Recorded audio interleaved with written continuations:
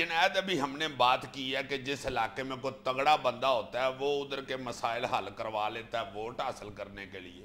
ہم کیوں ہر وقت گورنمنٹ کی طرف یا تگڑے بندوں کی طرف ہی دیکھتے رہتے ہیں؟ ہر بندہ اپنے آپ کو تگڑا بندہ کیوں نہیں محسوس کرتا؟ ہر بندہ کچھ نہ کچھ کر سکتا ہے.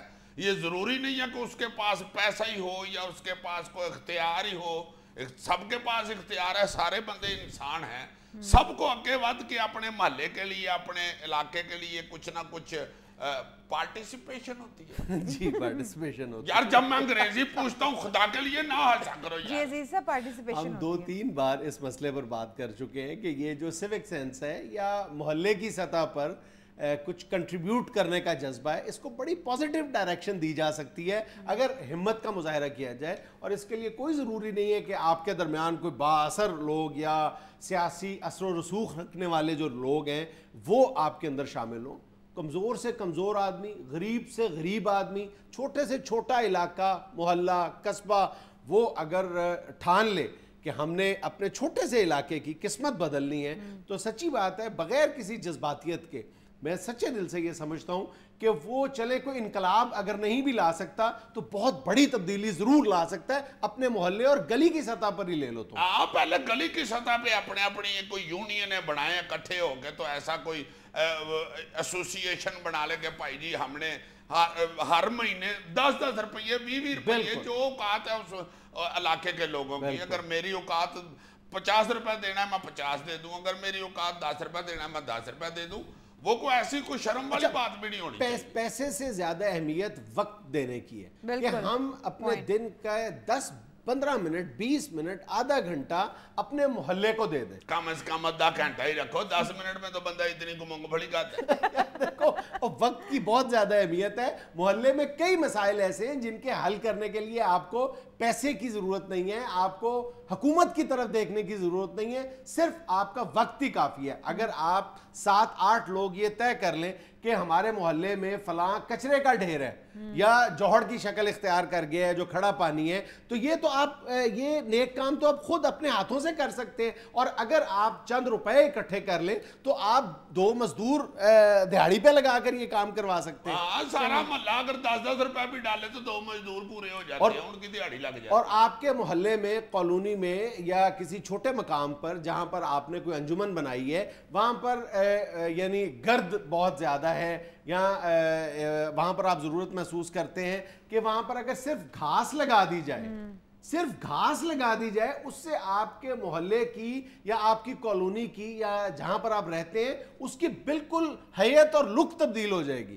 صرف گھاس لگا دینے سے خوبصورتی بھی بن جائے گی. اور روزانہ جو خواتین بیچاری سورے سے اٹھ کے پہلے سارا گھر صاف کرتی ہیں, مٹی ہوا ہوتا ہے, وہ بھی ختم ہو جائے. کئی بیماریوں سے نجات مل سکتی ہے. ہاں یہ جو گرد اڑتی ہے اس سے نوزل پرابلم بہت ہوتی ہے.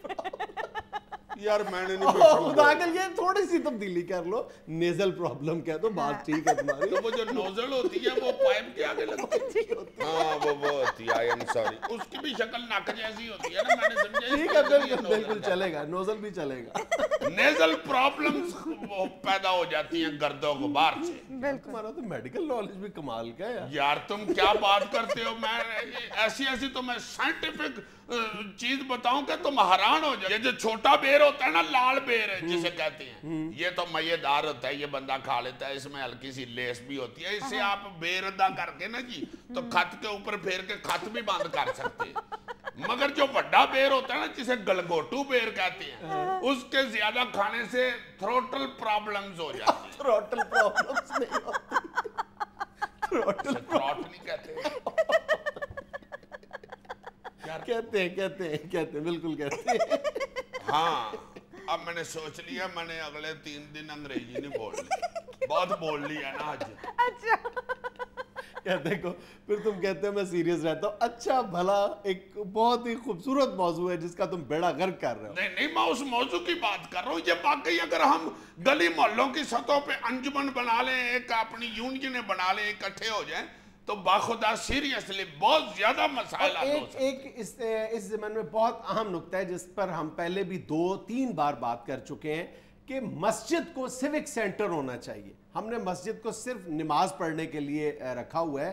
مسجد کو اگر ہم سیوک سینٹر اپنا معاشرتی مرکز بنا لیں نا, محلے کا مرکز بنا لیں, تو بھلائی کے اتنے کام ہو سکتے ہیں, اتنے زیادہ کام ہو سکتے ہیں کہ چند دنوں کے اندر ہم اس علاقے کی بالکل نقشہ تبدیل کر کے رکھ سکتے ہیں. بالکل ہے یار, میں تو امان سے کسی وقت یہ بھی سوچتا ہوں کہ ہم ایسے کئی علاقے ہیں جہاں پہ لوگ سوچتے ہیں کہ یار یہ جو پرانے کپڑے ہیں یہ اب کس کو دیں یا کیا کریں ان کا.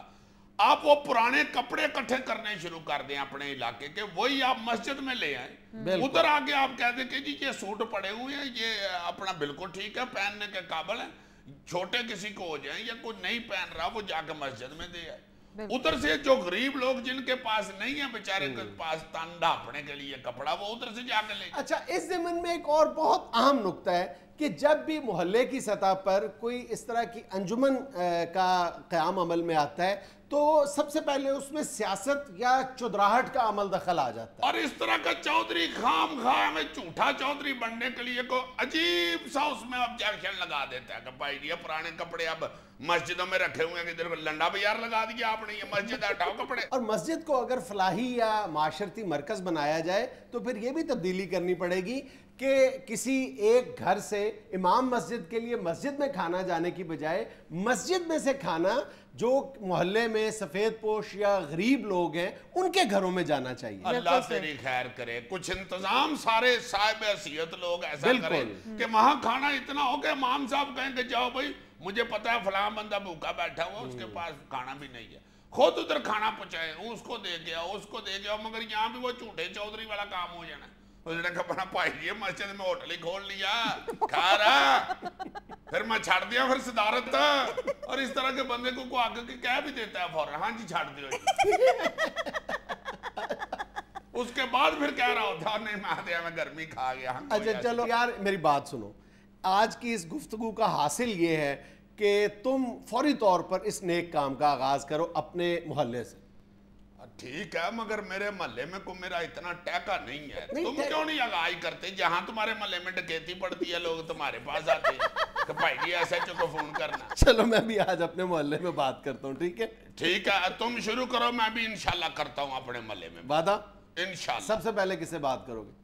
تمہاری پرجائی سے ہی کروں گا. وہ پتہ نہیں مجھے محلے کی لیڈرشپ کی اجازت دیتی بھی اگر لیڈر تم پہلے ہی بن گئے. اور یہی تو ہم نے پرابلم ڈسکس کی ہے کہ ابھی کمیٹی بنتی نہیں ہے, پہلے چودراہٹ اور سیاست شروع ہو جاتی ہے. اور نہیں, میں اس لیے کہہ رہا ہوں کہ پرجائی تمہاری یہ نہ کہہ دے کہ تمہاری تو ہم نہیں سنتے تو باہر محلے داروں نے کیا سنتے.